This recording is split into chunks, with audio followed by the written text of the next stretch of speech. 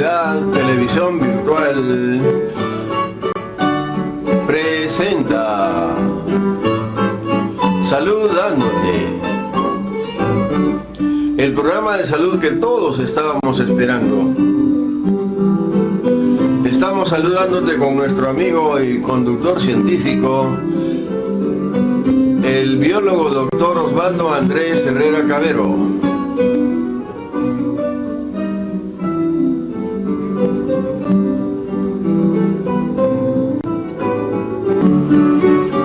Amigo, ¿qué tal amiga?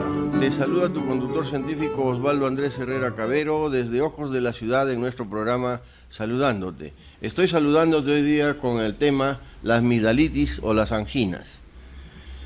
Las amigdalitis o anginas es la inflamación de una o de dos amígdalas palatinas, masas de tejido ovales, carnosas, grandes, que están en la pared lateral de la orofaringe a cada lado de la garganta, donde termina la boca en la parte de atrás. Estas agrupaciones de tejido contienen las células que producen anticuerpos útiles en la lucha contra las infecciones. Amigdalitis realmente significa inflamación de una o varias amígdalas linfáticas, que vienen a ser ganglios linfáticos realmente, ¿no? Aunque en este caso se refiere de forma restringida solo a la inflamación de las amígdalas palatinas. Angina es una expresión coloquial comúnmente aceptada, como la tonsilitis, palabra de origen latino, es la forma común más usada en el italiano o en el inglés. En la práctica médica, los términos amigdalitis aguda, faringitis aguda, faringoamigdalitis aguda son utilizados indistintamente, esto es en la práctica médica. Numerosos microorganismos, como virus y bacterias especialmente, pueden causar amigdalitis. Entre otros, influyen los siguientes casos, ¿no? Por ejemplo, el Staphylococcus pyogenes o el estreptococo beta hemolítico, también del grupo de los EBGA, ¿no? Es una causa más común de las amigdalitis del grupo bacteriano. El adenovirus es otro virus que puede causar amigdalitis. El virus de la influenza, no es influencia. En algunos amigos no profesionales he escuchado que les ha dado gripe por influencia. Bueno, no sé de la influencia de quién, pero la influenza con Z es la causal de la gripe. El virus del Epstein-Barr, ¿ya? Los virus para influenza también producen cierto grado de amigdalitis. Los enterovirus, también que son virus propios del tracto digestivo. El virus del herpes simple, que cuando está cerca de la boca puede pasar hacia las amígdalas. Globalmente, los virus causan aproximadamente 2 de cada 3 casos de amigdalitis.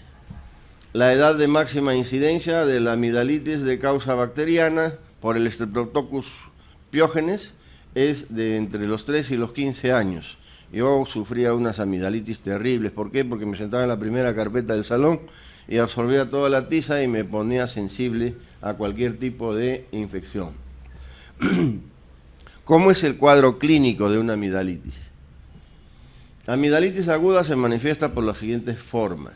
Dolor local, o sea, en la orofaringe, que puede ser intenso a moderado. Fiebre y malestar general. Decaes tremendamente, tienes una fiebre terrible, no tienes ganas ni de montar bicicleta. Voz gangosa, ¿no? Porque como tienes las amígdalas inflamadas, hablas como gago. Adenopatías cervicales dolorosas, de esta parte de acá, los adenitis, los adenodeín. Dificultad para la deglución, eso se llama disfagia, ¿no? La deglución es otra cosa que pasar los alimentos después de masticarlos. Pero a veces hay tanto dolor que es imposible casi deglutir las cosas, ¿no? Cuando la amigdalitis es de causa viral puede acompañar tos, rinitis o rinorrea, que empieza a salir demasiada mucosidad por la nariz, afonía, hay una voz un poco dificultosa al hablar, y conjuntivitis, los ojos se inflaman, se ponen rojos, le llaman ojos de conejo. ¿Qué pruebas y exámenes se pueden hacer en caso de las amigdalitis? Como bien sabemos, las amigdalitis a veces son crónicas y están disfrazadas, ¿no? Las glándulas amigdalianas, o sea, los adenos de las amígdalas, están permanentemente inflamadas y con unas placas bacterianas de color blanco puntiformes, ¿no? Entonces, eso es lo que le sirve al médico para una inspección de la boca y la garganta. Con el bajalenguas mira a fondo de garganta, si las amígdalas están inflamadas, muy enrojecidas, y o con puntos de color blanco o amarillento, cremoso, ahí hay una amigdalitis crónica o una amigdalitis aguda. La amigdalitis aguda es la que presenta los signos y síntomas en el acto, en el momento. La amigdalitis crónica es la que permanece latente durante mucho tiempo en la garganta del paciente. Las amígdalas por lo general están enrojecidas y pueden tener manchas blancas, como ya hemos dicho, ¿no? Los ganglios linfáticos de la mandíbula hacia abajo, hacia el cuello, pueden estar hinchados o sensibles al tacto. Uno los toca acá y siente como si fueran frijolitos, ¿no? Que se mueven de un lado para el otro, hasta donde están las clavículas, donde termina el cuello de la camisa, precisamente. Entonces, uno ya puede prediagnosticar. No estamos hablando de un diagnóstico de certeza todavía. Se puede hacer una prueba rápida para estreptococos en la mayoría de los consultorios médicos. Es la cosa más sencilla. El médico sabe qué es lo que tiene que hacer y cómo lo tiene que hacer. No intenten hacerlo en casa. Sin embargo, este examen puede ser normal y todavía se puede tener los estreptococos. Suele fallar, en pocas palabras, ¿no? Falsos negativos. El médico puede enviar una muestra faríngea a un laboratorio con el fin de que se realice un cultivo para estreptococos y los resultados del examen pueden demorar unos días. Lamentablemente es así. ¿Por qué? Porque el crecimiento del estreptococo se da a las 48 horas en medio de cultivo. Después de las 48 horas a ese estreptococo hay que pasarlo por un antibiograma. ¿Qué es un antibiograma? Se toma con las medidas respectivas de nosotros los que somos bacteriólogos ya sabemos, ¿no? Y lo sembramos en medios de cultivo y ponemos discos pequeñitos, chiquitos, del tamaño de los circulitos que quedan cuando uno perfora con el perforador el papel. Así son los discos de sensibilidad del antibiograma. Cada disco representa un antibiótico. ¿Por qué? Porque ha sido embebido, ¿no? Y deshidratado con el antibiótico respectivo.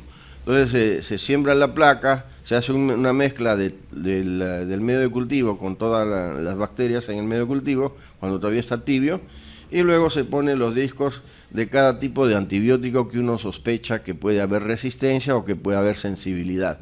El antibiograma entonces sirve para eso, mis queridos amigos. No es que yo la vez pasada escuchaba a la señora del microbús, siempre cuando quiero hablar de una tercera persona sin nombre ni apellido, digo la señora del microbús. ¿Por qué? Porque ahí es donde se escuchan las cosas más increíbles, ¿no? Decía, a mi hijito le hicieron antibiograma y hasta ahora no sana. El antibiograma no es medicina, ¿ya? Entonces ya sabemos que el médico puede enviar la muestra orofaringea a un laboratorio con el fin de que se realicen cultivos para estreptococos. Y los resultados lamentablemente demoran 3 a 4 días.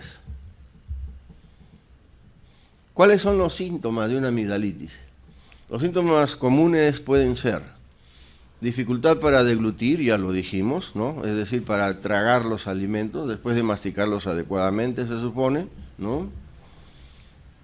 Puede haber dolor en los oídos, como si fuera una especie de otitis, a veces se termina con otitis también, ¿no? Fiebre y escalofríos, la persona que tiene fiebre empieza a tiritar como si tuviera... si estuviera en un lugar muy frío, ¿no? Donde hace una temperatura muy baja. Bien.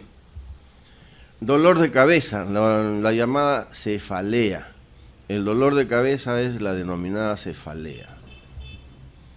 Dolor de garganta que dura más de 48 horas y puede ser de moderado hasta fuerte. Entonces, mucho cuidado con eso, mis queridos amigos, ¿no? Con respecto a los dolores de garganta. O bien puede ser una laringitis, una inflamación de la base de la boca, retrofaringe, o una fuerte amigdalitis. Muchísimo cuidado con eso, mis queridos amigos. Estoy saludándote por eso. Sensibilidad en la mandíbula y la garganta. A veces no se puede cerrar porque las articulaciones de la mandíbula inferior con respecto a la parte de la calavera está inflamada, entonces no se puede hacer el movimiento lógico del masticado. También duele la garganta, por eso que no se puede deglutir los alimentos. Otros problemas o síntomas que pueden ocurrir pueden ser los siguientes.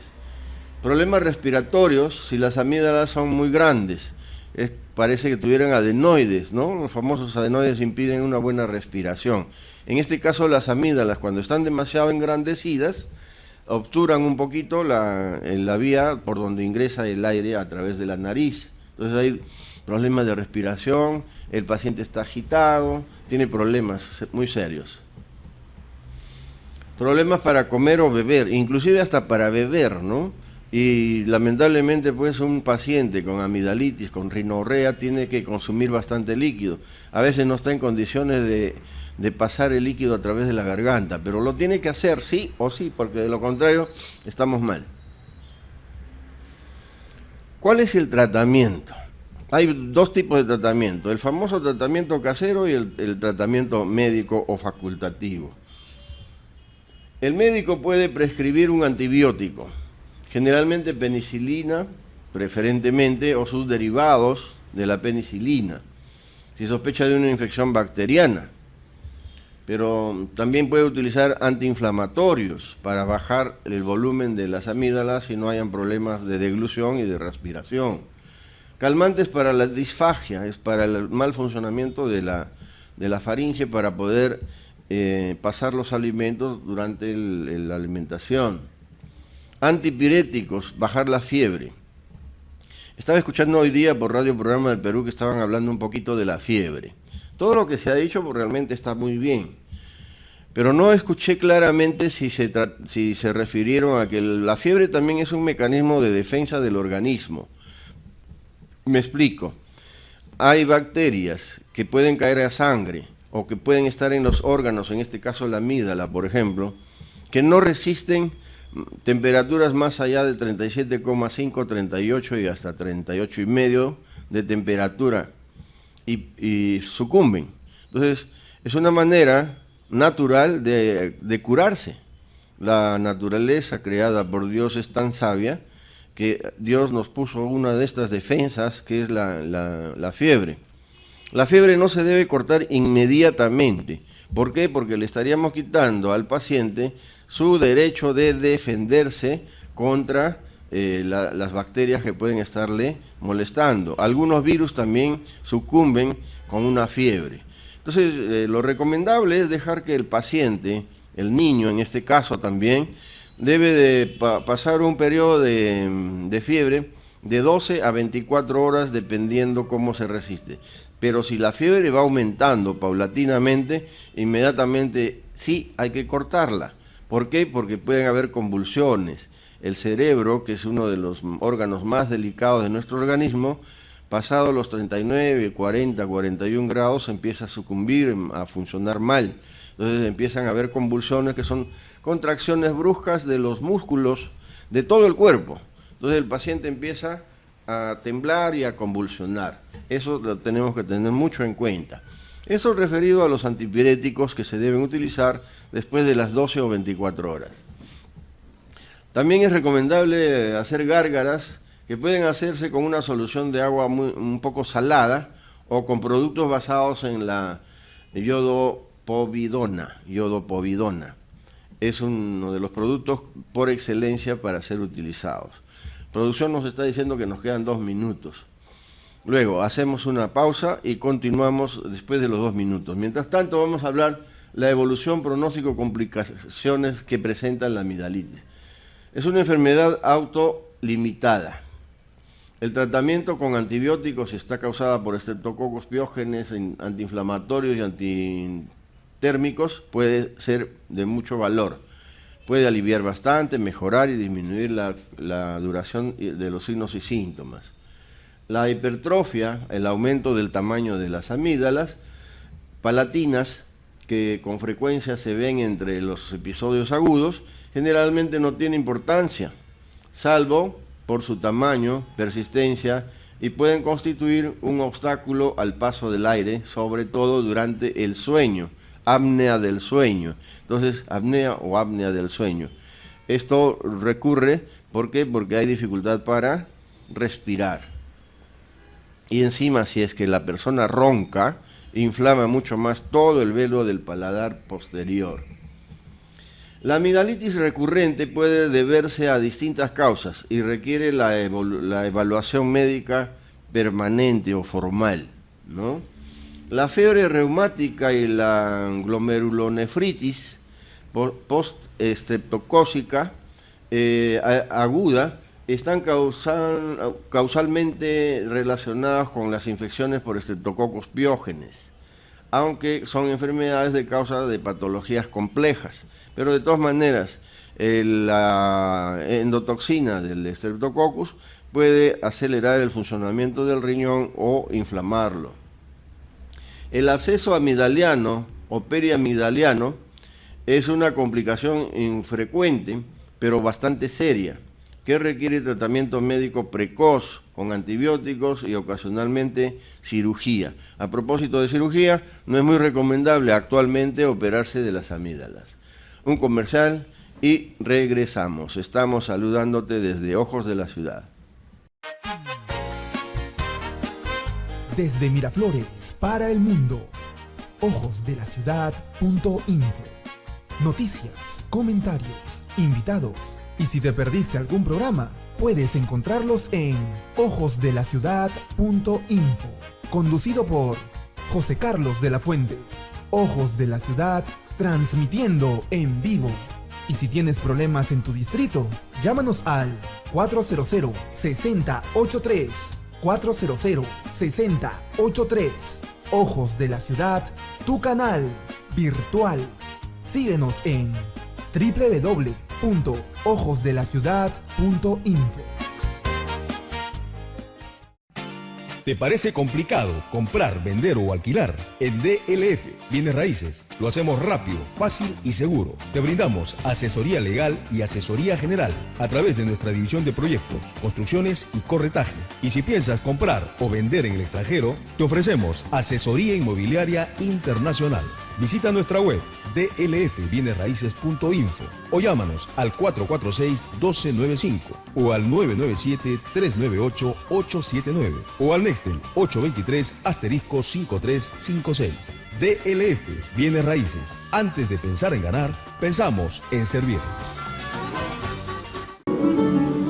Bien, amigos, continuando en este segundo bloque saludándote, estoy saludando ahora con un tema muy importante que a pedido de varios pacientitos estamos por desarrollar en este momento. Se llama fibrosis pulmonar. La fibrosis pulmonar es una enfermedad pulmonar intersticial caracterizada por la sustitución del tejido pulmonar por un tejido colágeno fibroso, ¿no? Entonces, ¿qué cosa es enfermedad pulmonar intersticial? Los alveolos pulmonares son pequeñas bolsitas internas que tenemos en los pulmones y entre los alveolos empieza a desarrollarse este tejido colágeno que sustituye al tejido pulmonar y puede ir desapareciendo alveolo por alveolo en gran número. El análisis radiológico se observa presencia de cicatrices en los pulmones. En realidad, la fibrosis pulmonar no es otra cosa que cicatrices dentro de los pulmones. ¿Por qué? Porque el colágeno ayuda a la cicatrización y es parte de la cicatrización.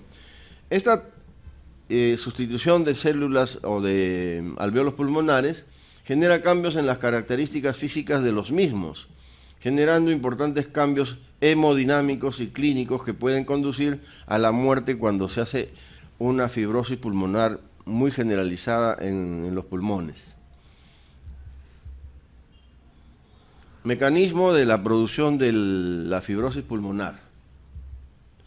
De forma gradual, los alveolos son reemplazados por tejido fibrótico. Al formarse una cicatriz, el tejido se vuelve más grueso, más duro, causando una pérdida irreversible de la capacidad del intercambio de gases, que disminuye progresivamente la oxigenación de la sangre, o sea, la oxigenación tisular, le llamamos así, general.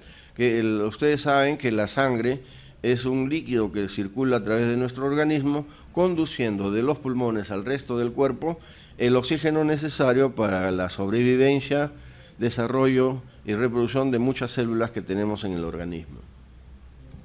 La formación de tejido cicatricial en el tejido conectivo de los pulmones, como secuela de cualquier inflamación o irritación provocada por algún factor desencadenante, puede complicarse hasta la aparición de infarto pulmonar, absceso o bronquiectasia. ¿Qué significa esto? Que si, por ejemplo, por alguna razón extraña, que sucede muy pocas veces, hemos inspirado fuertemente en un lugar polvoriento o arenoso, hay algunos microgranitos que han ingresado a nuestro pulmón. Como es un cuerpo extraño, empieza a envolverse por un tejido fibroso. Y si es que no hay forma de parar el desarrollo del tejido fibroso, se hace una fibrosis. Y si es que esto no es solamente un granito, sino varios, ahí empiezan los problemas.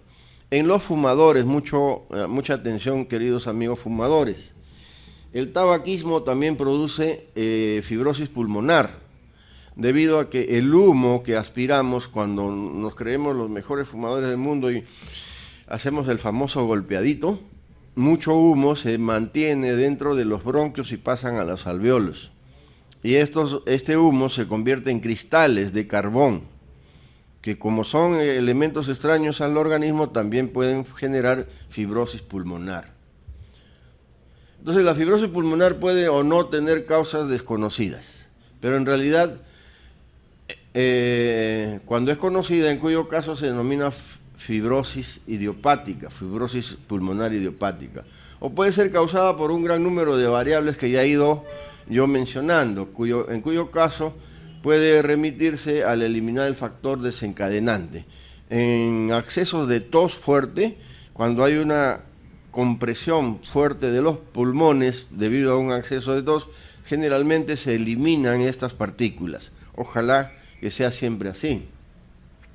Algunos de los factores que pueden asociarse al desarrollo de fibrosis pulmonar son los siguientes: exposición al material particulado, al asbesto, por ejemplo, ¿no?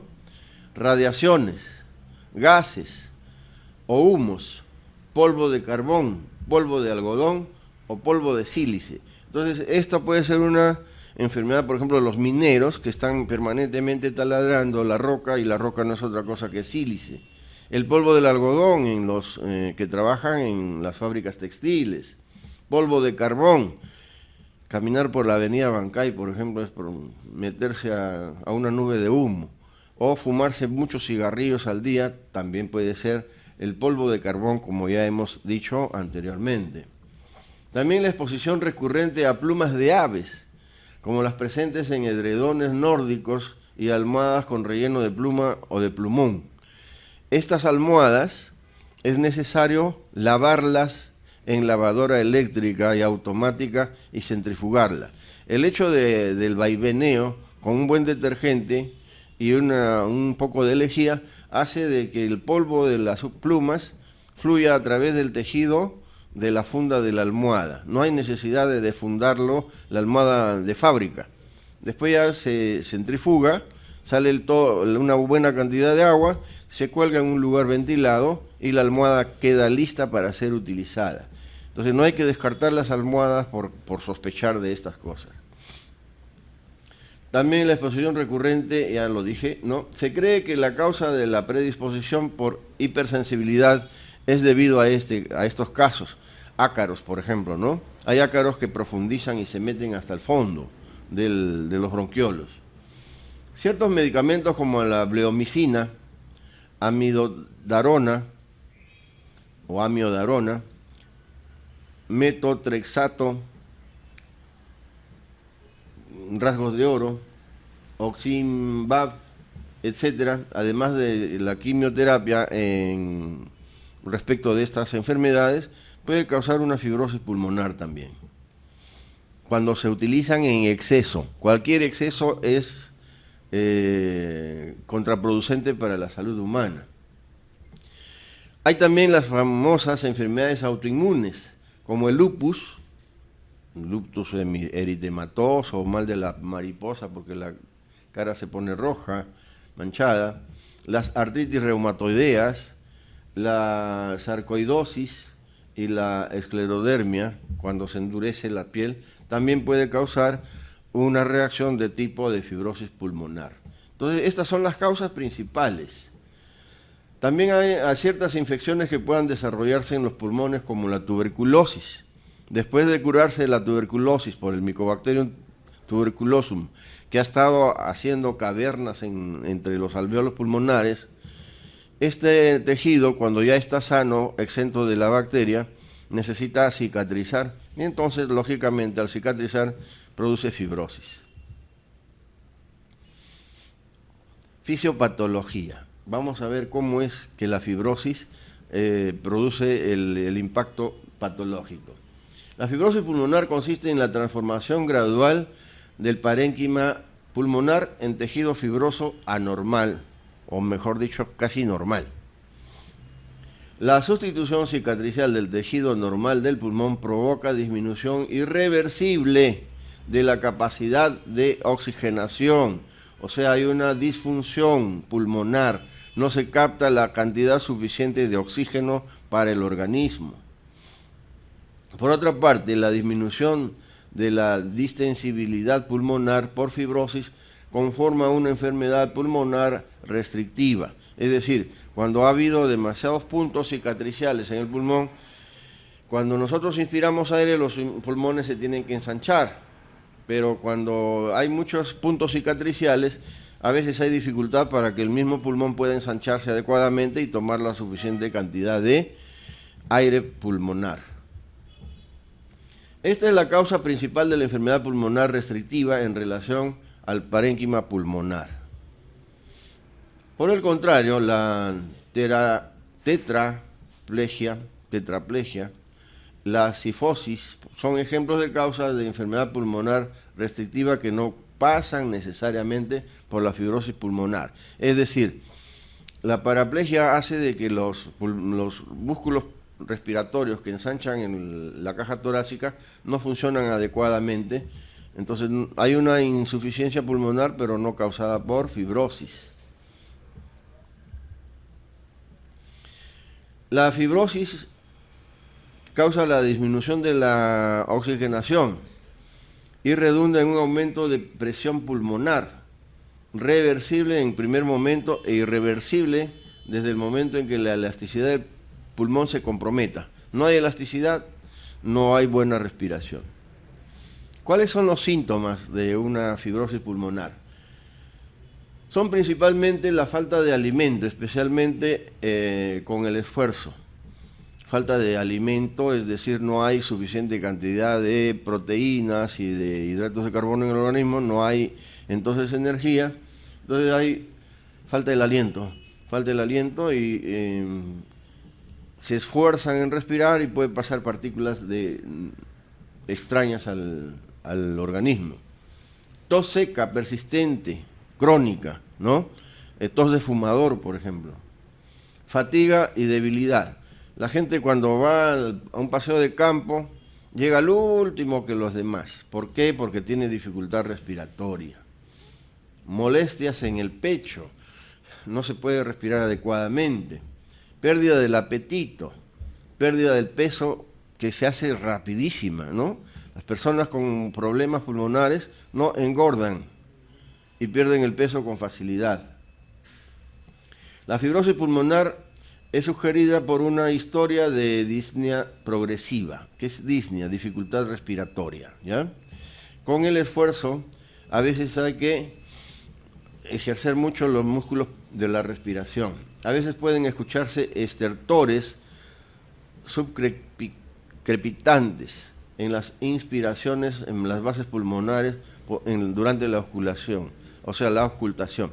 Es decir, el médico se pone el estetoscopio, le dice, a ver, respire profundamente, y se siente en el fondo de los pulmones, en la base, por debajo de las costillas de la espalda, de las costillas dorsales, se siente un crac, crac, no, un craqueteo que se llama crepitación de los alvéolos pulmonares. ¿A qué se debe esto? A que hay desprendimiento de algunos elementos ligosos entre los bronquios y los alvéolos. Y a veces hay la crepitación debido a la ruptura de alvéolos que puede terminar con hemoptisis. ¿Cuáles son los exámenes complementarios que se tienen que hacer? Una radiografía de tórax puede o no presentar las anormalidades, pero una tomografía axial computarizada de alta resolución con frecuencia demostrará estas anormalidades en el tejido pulmonar. Se ve cicatricial.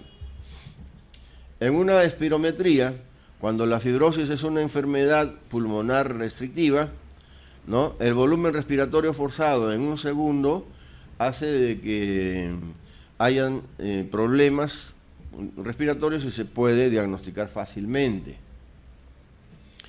Entonces la capacidad vital forzada se reduce de manera en relación a la velocidad, al volumen, perdón, respiratorio forzado. Si es que esto está normal, no pasa nada, o incluso puede estar aumentada, ahí sí ya tenemos que preocuparnos. La diferencia de una enfermedad pulmonar obstructiva, en la que se reduce esta relación, por ejemplo en la enfermedad pulmonar obstructiva crónica, también puede conducir a un prediagnóstico de la fibrosis pulmonar. ¿Cuáles son los tratamientos? Especialmente en niños, la fibrosis pulmonar se presenta una en 1.000.000, una serie de... O sea, las estadísticas son bajas, pero en adultos, pasando los 70 años, 65 años, y hay que preocuparnos en estos adultos. Eliminación del factor desencadenante se tiene que hacer como un tratamiento. ¿Cuáles pueden ser? Falta de ventilación dentro de la casa. Dicen mucho frío y cierran puertas, ventanas, en fin, no hay una ventilación adecuada. El tratamiento principal consiste en eliminar el factor desencadenante de la fibrosis. En caso de que sea por causas conocidas como infección, exposición a gases, fumar, etcétera, entre otras, puede ser uno de los tratamientos. Eliminas el cigarrillo y empiezas a mejorar. El agravamiento de la neumonitis por hipersensibilidad.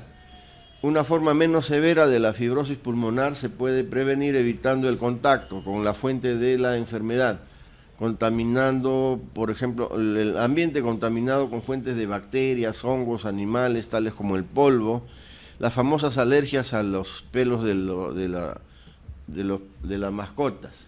¿Qué medicamentos? Nos indica la producción que ya tenemos solamente 2 minutos, espero satisfacer esto. Además de ello, se suministran medicamentos enfocados a reducir la inflamación y mejorar la calidad de vida, siendo la glucocorticoide y los medicamentos citotóxicos los recetados con más frecuencia, ¿no? Los corticoides, mucho cuidado, esto de uso de los corticoides tiene que ser bajo el ojo del médico, dado que algunos tipos de fibrosis pulmonar pueden responder a corticosteroides como la prednisona u otros medicamentos inmunosupresores. Estos tipos de medicamentos se recetan con cierta frecuencia, algunas veces en un intento de frenar los procesos que conducen a la fibrosis. ¿Cuánto tenemos, mi querido director? 1 minuto. Vamos a ver, aquí hay una pregunta interesante. Está funcionando nuestro Twitter. Doctor, bueno, dice acá la señora María Luisa, mi esposo fuma mucho, ¿debo prohibirle que fume? Señora, no sé cuántos años de casada tiene usted con ese señor, y si lo ha conocido soltero fumando y sigue fumando, prohíbale terminantemente que deje de fumar inmediatamente, y va a ver usted, tiene tos seca, tos de fumador, ¿no? Esputo con humo, o sea, con hilos negruzcos o marrones, típico a fibrosis pulmonar. Mucho cuidado, señora, con su esposo entonces, ¿ah? Bueno, he tenido el placer de estar saludándote en nuestro programa Saludándote. Nos vemos en nuestra próxima programación, gracias a Ojos de la Ciudad, televisión virtual. Hasta pronto.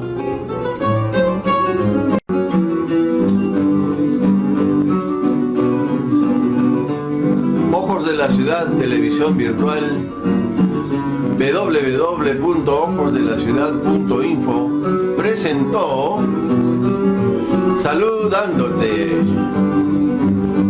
el programa sobre salud que todos estábamos esperando. Seguiremos saludándote en nuestro próximo programa con su amigo conductor científico, el biólogo doctor Osvaldo Andrés Herrera Cabero.